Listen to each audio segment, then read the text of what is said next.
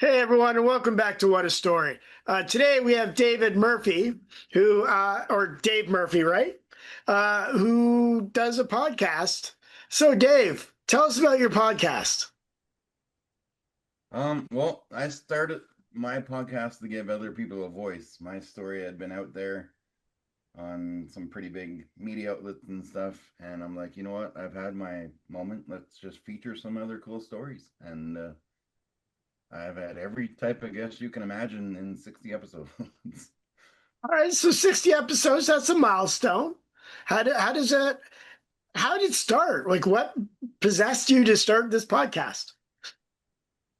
You know what? I was a guest on, there's a nurse in Chicago that had a podcast called Heart to Heart.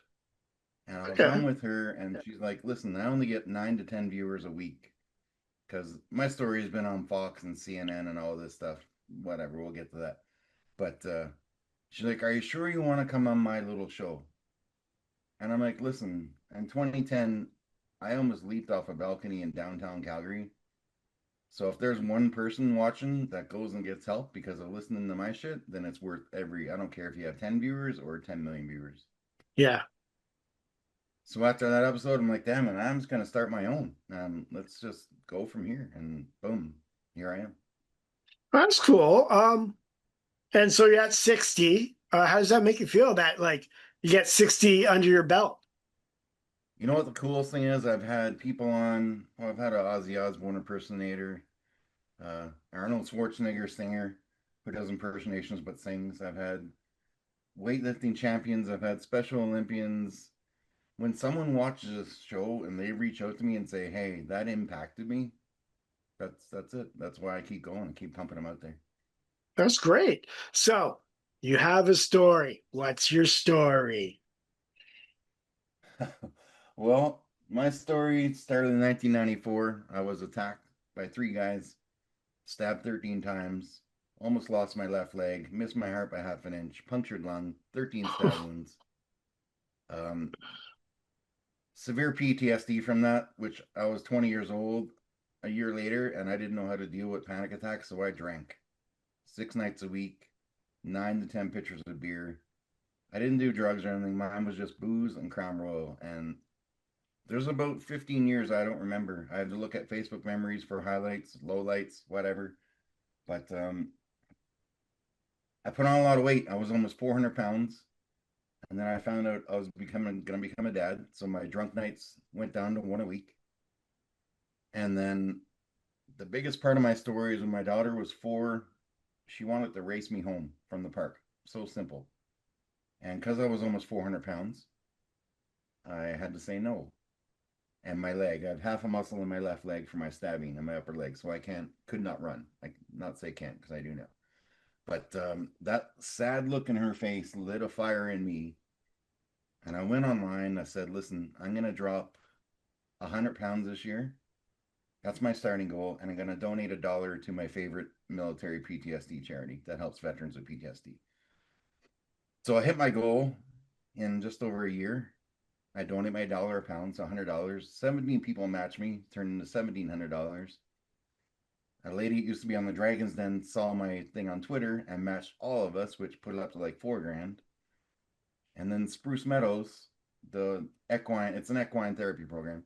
So Spruce Meadows saw it and topped up my donation to 25 grand. And I'm like, from one little tweet, all this happened, and all these veterans and first responders are getting help. And yeah, so fast forward a year later, me and my daughter did our first 5 kilometer run together in 42 minutes. And now we do Muay Thai together. We train boxing together. I train kids boxing. And I've dropped just over 170 pounds overall. And last two things, me and my daughter, we wrote a children's book about it, um, just to inspire other people struggling, other parents, whatever, to try and get healthy. And then I wrote a children's book about my battle with PTSD. So here we are.